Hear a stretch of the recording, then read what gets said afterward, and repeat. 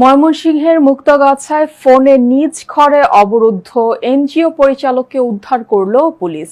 ময়মনসিংহ থেকে মোহাম্মদ আব্দুল হক লিটন জানান, ময়মনসিংহের মুক্তাগাছায় নিজ ঘরে অবরুদ্ধ অবস্থায় ৯৯৯ ফোনে এক এনজিও পরিচালককে উদ্ধার করে অভিযুক্ত স্থানীয় এক ইউপি সদস্যকে গ্রেপ্তার করে আদালতে পাঠায় পুলিশ।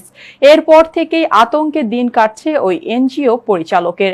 পুলিশ বলছে, পারিবারিক জমি সংক্রান্ত বিরোধের জের ধরেই এমন ঘটনা ঘটছে।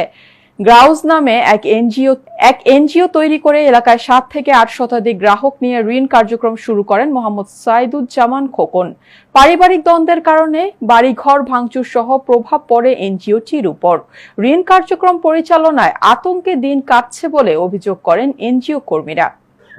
ফোন করার পরে সাথে সাথে পুলিশ আসছে, শাসক এসআই আইসা আমি ঘরের ভিতরে বাইরেছি। যখন বাইরেছি শাসক আমি দাঁড়াতে সাহসে বাইরেছি যে এখন হয়তো আমার গায়ে তারা হাত দিতে হবে। আমি বাইরের পরে আমার শাসক দরজার সামনে আমার গায়ে হাত তুলছে, বেশ কয়েকটা চরমাসছে আমার। আমি কালেকশন থেকে আসার সময় আনুমানিক 11:30টার দিকে আমার রাস্তায় পথ আটকেছে হান্না এবং মান্না, আর তার ভাই আছে আর 4-5 জন 5-6 জন আছে।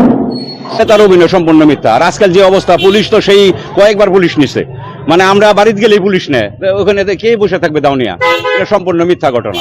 হান্নান এবং খোকন আপন সহোদর চাচাতো ভাই, তাদের মধ্যে পারিবারিক বিষয়াদি নিয়ে বিরোধ আছে। বিরোধের কারণে খোকন তার ভাইদের বিরুদ্ধে এবং হান্নানের বিরুদ্ধে একটি নিয়মিত অভিযোগ দায়ের করলে আমি নিয়মিত মামলা নিই। এই সংক্রান্তে হান্নানকে গ্রেপ্তার করে বিজ্ঞ আদালতে সোপর্দ করা হয়েছে।